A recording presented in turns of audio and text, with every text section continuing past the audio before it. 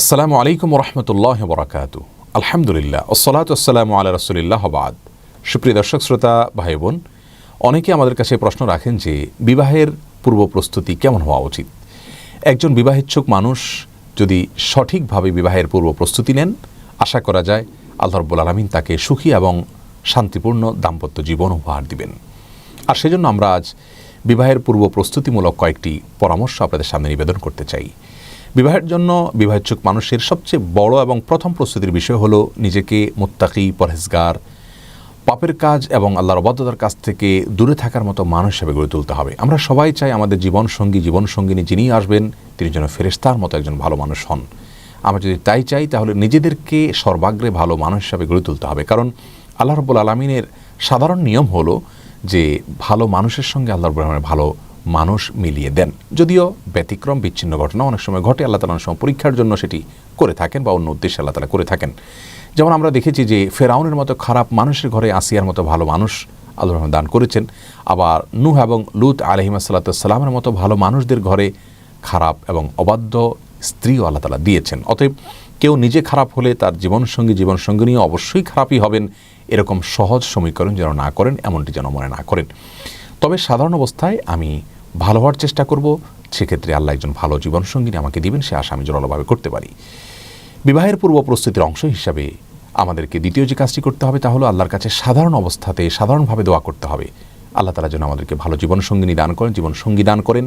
আর বিশেষভাবে কোরআনে কারিমে সূরা ফুরকানের আয়াত নম্বর ৭৪ শেষ অংশ দোয়ার অংশটা বেশি বেশি করে পাঠ করতে হবে। সকাল সন্ধ্যা উঠতে বসতে বিভিন্নভাবে বেশি বেশি কোনো সংখ্যা নির্ধারণ না করে আল্লাহর কাছে দোয়া নিবেদন করতে হবে। আর দোয়াটি হলো রব্বানা হাব লানা মিন আজওয়াজিনা ওয়া যুররিয়াতিনা কুররাতা আয়ুন ওয়াজআলনা লিল মুত্তাকিনা ইমামা। যার অর্থ হলো, হে আমাদের রব, হে আমাদের আল্লাহ, আপনি আমাদের জীবনসঙ্গিনী এবং পরিবারের সদস্যদেরকে, সন্তানদেরকে এমন মানুষ হিসাবে আমাদের সামনে উপস্থিত করুন, বা এমন মানুষদেরকে আমাদের জীবনসঙ্গিনী এবং পরিবারের সদস্য হিসাবে দান করুন যাদেরকে দেখলে আমাদের নয়ন জুড়িয়ে যায়, চোখ জুড়িয়ে যায়, অন্তর শীতল হয়ে যায় এবং যারা মুত্তাকিদের ইমাম হতে পারে।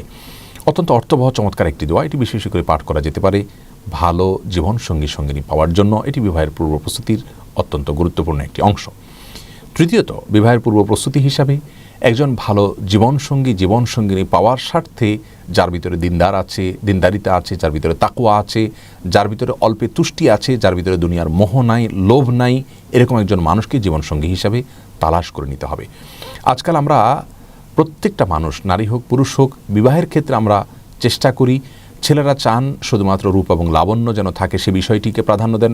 আবার মেয়েরা দেখা যায় যে পুরুষদের অর্থকড়িকে সবচেয়ে বেশি গুরুত্বের সাথে দেখেন। অথচ রাসূল করিম সাল্লাল্লাহু আলাইহি ওয়াসাল্লাম আমাদেরকে বলেছেন ফাসফার বিজাতিদ দ্বীন, বিবাহের ক্ষেত্রে জীবনসঙ্গিনীর দিনদারিতাকে তুমি গুরুত্বের সাথে দেখবে এবং দিনদার জীবনসঙ্গিনী পেয়ে তুমি জেতার চেষ্টা করবে, কারণ সেটাই প্রকৃত সুখ এবং সেটাই প্রকৃত সমৃদ্ধি। অতএব জীবনসঙ্গীর ক্ষেত্রে সবচেয়ে গুরুত্বপূর্ণ বিষয় হলো তার ভিতরে দুনিয়ার মোহ থাকবে না, দুনিয়ার লোভ থাকবে না। তাহলে ইনশাআল্লাহ অনেক অনাচারের পথ, অনেক চাওয়া পাওয়ার পথ এমনিতে রুদ্ধ হয়ে যাবে। বিবাহের চতুর্থ যে প্রস্তুতির কথা বলবো তা হলো জীবনসঙ্গিনী নিজের জীবনের পার্টনার যিনি হবেন তার অধিকার সম্পর্কে আগে থেকে জেনে নিতে হবে। এটি বিবাহের প্রস্তুতির অংশ। অনেক সময় দেখা যায় যে দাম্পত্য জীবনে এসে নারী পুরুষ একে অন্যের অধিকার খর্ব করেন, ক্ষুণ্ণ করেন, নিজের অজান্তিক অধিকার নষ্ট করছেন এবং যার ফলে দাম্পত্য জীবনে অশান্তি হয়ে যায়। এজন্য বিবাহের আগে থেকে আপনার জীবনসঙ্গী বা জীবনসঙ্গিনীর কী কী অধিকার আল্লাহ তাআলা দিয়েছেন, কোরআন হাদিস দিয়েছে, সেগুলোকে অত্যন্ত ভালোভাবে রপ্ত করে নিতে হবে। বিবাহের ৫ নম্বর প্রস্তুতি হলো ছেলেরা হালাল উপার্জনের চেষ্টা করবেন, কারণ বিবাহের পরে তার স্ত্রী এবং পরিবারের ব্যয়ভার বহন করা ইসলাম শরীয়ত তার জন্য আবশ্যক করেছে। যিনি স্ত্রী এবং পরিবারের ন্যূনতম ব্যয়ভার বহন করার ক্ষমতা রাখেন না, ইসলাম শরীয়ত তাকে বিবাহের নির্দেশ দেয় না, বরং তাকে বিবাহের বিকল্প হিসাবে সিয়াম বা রোজা রাখার পরামর্শ দেয়। অতএব বিবাহের পূর্ব প্রস্তুতি হিসাবে হালাল উপার্জন করার চেষ্টা করতে হবে। হালাল উপার্জন মানে লক্ষ লক্ষ কোটি কোটি টাকা উপার্জন করা নয়। আপনি যদি অল্পে তুষ্ট থাকবেন, দুনিয়ার প্রতি মোহ নয়, এমন জীবনসঙ্গিনী আপনি নেওয়ার বিষয়ে সিদ্ধান্ত নিয়ে থাকেন, তাহলে সেক্ষেত্রে আপনার হালাল উপার্জনের ডেফিনিশন অত্যন্ত সংক্ষিপ্ত হবে। কোনো রকম জীবন ধারণ করার উপায় আপনি জোগাড় করতে পারলে সেটি আপনার হালাল উপার্জন হিসাবে বিবেচ্য হবে। একইভাবে মেয়েদের জন্য বিবাহের পূর্ব প্রস্তুতি হিসাবে গৃহস্থলী কাজকর্মগুলোকে ভালো করে রপ্ত করে নিতে হবে। অনেক সময় আজকাল দেখা যায় যে দাম্পত্য জীবনে এসে গৃহস্থলী কাজ না জানার কারণে স্বামীর সাথে বনিবনা হয় না, বোঝাপড়ার সমস্যা তৈরি হয় এবং সুখ এবং শান্তির ঘাটতি দেখা যায় পারিবারিক জীবনে। এই জন্য গৃহস্থলী কাজগুলোকে রপ্ত করে নেওয়া এটা মেয়েদের বিবাহের পূর্ব প্রস্তুতির অংশ। 6 নম্বর প্রস্তুতি হলো বিবাহের আগে থেকে তালাকের মাসাইলগুলো ভালো করে জেনে নিতে হবে। কি পদ্ধতিতে তালাক দেওয়া জায়েজ, কোনভাবে তালাক দেওয়া নিষিদ্ধ, কোন সময় তালাক দেওয়া যায়, কোন সময় তালাক দেওয়া যায় না, তালাকের কথা বলার আগে কতটা সাবধানতা অবলম্বন করতে হয়, তালাক কত স্পর্শকাতর বিষয়, এই বিষয়গুলোকে আগে থেকে জেনে নিতে হবে। বেশিরভাগ পরিবারে দেখা যায় যে তালাক দেওয়ার পরে সে আফসোস করেন, আক্ষেপ করেন এবং বলেন যে আমি তো আসলে জানতাম না। এই জন্য বিবাহের আগে থেকেই তালাকের মাসআলাগুলো জেনে রাখা এটা দোষণীয় নয়, বরং এটি ভালো বিষয় এবং এটি বিবাহের অত্যন্ত গুরুত্বপূর্ণ একটি প্রস্তুতি বলে আমরা মনে করি। 7ম এবং সর্বশেষ প্রস্তুতি হলো পারিবারিক ব্যবস্থাপনা এবং প্যারেন্টিং সংশ্লিষ্ট যে সমস্ত কোর্সগুলো পাওয়া যায়, নারী এবং পুরুষ উভয়কে সেই কোর্সগুলো করে নিতে হবে। আজকাল অনেক ওলামা একরাম অনেক ভালো ভালো কোর্স অফার করে থাকেন, যে কোর্সগুলোর মাধ্যমে আমরা আমাদের পারিবারিক যে বিধিবিধানগুলো সেগুলো জানতে পারবো। পুরুষ তার শ্বশুরবাড়ির কার সাথে দেখা করতে পারবেন না পারবেন, মেয়ে তিনি তার শ্বশুরবাড়ির কার সাথে দেখা করতে পারবেন না পারবেন, কার প্রতি তার কি কর্তব্য আছে না আছে, এই বিষয়গুলো জানতে পারবেন। এবং একজন মেয়ে মানুষ তিনি তার স্বামীর সংসারে গেলে বা যৌথ পরিবারে বা একাকী থাকলে সেখানে কি কি সমস্যা সাধারণত ফেস করে থাকেন, সেগুলো কিভাবে তিনি ট্যাকেল দিবেন।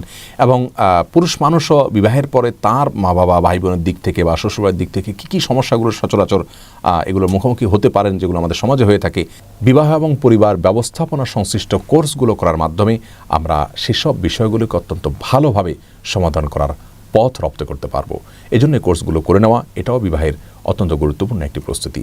আমরা এই সমস্ত প্রস্তুতিগুলোকে যদি গুরুত্বের সাথে আগে থেকে নেই, ইনশাআল্লাহ বিইذনিল্লাহ দাম্পত্য জীবনে আল্লাহ রাব্বুল আলামিন আমাদেরকে সুখ এবং শান্তি দান করবেন।